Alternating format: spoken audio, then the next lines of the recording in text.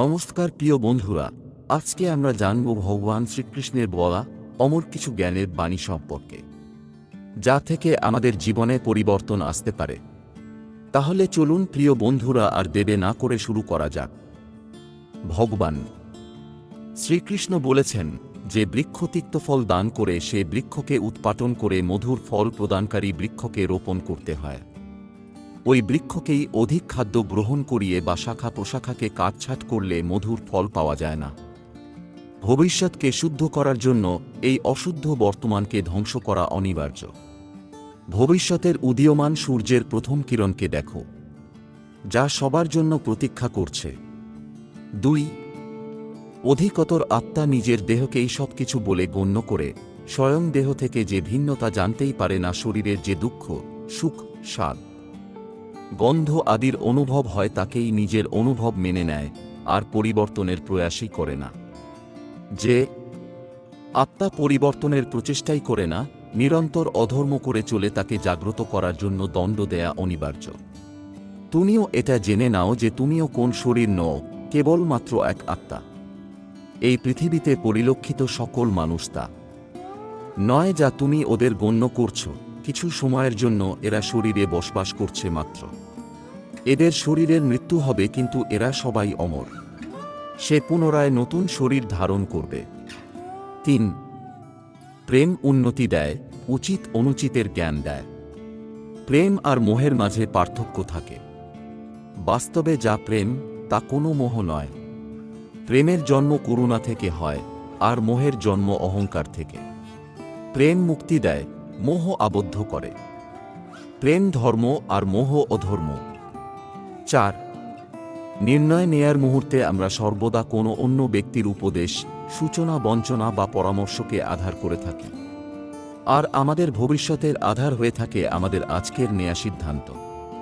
তাহলে কি আমাদের ভবিষ্যৎ অন্য ব্যক্তির পরামর্শ, কোনো অন্য ব্যক্তির দেয়া উপদেশের ফল? তবে কি আমাদের সম্পূর্ণ জীবন কোনো অন্য ব্যক্তির বুদ্ধির পরিণাম? আমরা কি কখনো বিচার করেছি? সবাই জানে যে ভিন্ন ভিন্ন লোক একই পরিস্থিতিতে ভিন্ন ভিন্ন পরামর্শ দিয়ে থাকে। মন্দিরে দাঁড়ানো ভক্ত বলে দান করা উচিত, আর চোর বলে যদি সুযোগ পাওয়া যায় তবে ওই মূর্তির গয়না চুরি করা উচিত। ধার্মিক হৃদয় ধার্মিক উপদেশ দিয়ে থাকে, আর অধর্মভরা হৃদয় অর্ধামিক পরামর্শ দেয়। এই ধর্মময় উপদেশ পরামর্শ স্বীকার করলে মানুষ সুখের দিকে যায়, কিন্তু এইরকম পরামর্শ স্বীকার করার আগে স্বয়ং নিজের হৃদয়ে ধর্মকে স্থাপন করা কি অনেক বেশি জরুরি নয়? 5. মানুষের সব সম্পর্কের আধার হল প্রত্যাশা। পতি কেমন হবে যে আমার জীবন সুখ আর সুবিধায় ভরে দিবে? পত্নী কেমন হবে যে সর্বদা আমার প্রতি সমর্পিত থাকবে? সন্তান কেমন হবে যে আমার সেবা করবে, আমার আদেশ মেনে চলবে? মানুষ প্রেম তাকেই দিতে পারে যে তার প্রত্যাশা পূরণ করতে পারে, আর প্রত্যাশার নিয়তি হচ্ছে ভঙ্গ হওয়া। কিভাবে? কারণ প্রবল ইচ্ছা থাকলেও কোন মানুষ কারোর সকল প্রত্যাশা পূর্ণ করতে পারে না, আর তার থেকেই জন্ম নেয় সংঘর্ষ। সকল সম্পর্ক সংঘর্ষে পরিবর্তিত হয়ে যায়।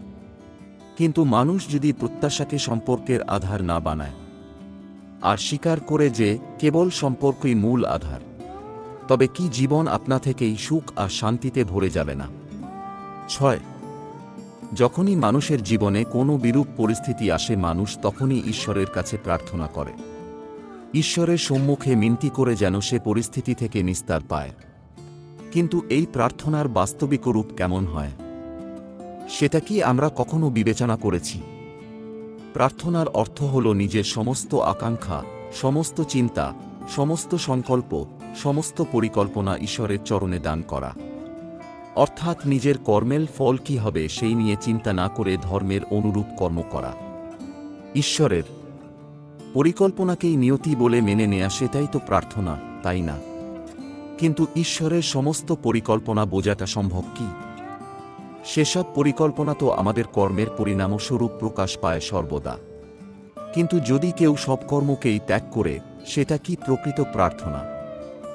বাস্তবে কর্মই জীবন, আর ফলের প্রতি মোহ না করাই সত্যিকারের প্রার্থনা। যে প্রার্থনা কর্মের পথে বাধা হয়ে দাঁড়ায়, মানুষকে কার্যই করতে না দেয়, সেটা প্রার্থনা না পরাজয়। জয় শ্রীকৃষ্ণ। প্রিয় বন্ধুরা, আজকে আমরা জানলাম ভগবান শ্রীকৃষ্ণের বলা কয়েকটি অমর জ্ঞানের বাণী সম্পর্কে। প্রিয় বন্ধুরা, চ্যানেলের পক্ষ থেকে আপনাদের কাছে ছোট্ট একটি অনুরোধ, তথ্যটি ভালো লাগলে ভিডিওটি লাইক, কমেন্ট, সাবস্ক্রাইব করে আপনজনদের মাঝে শেয়ার করবেন। ধন্যবাদ।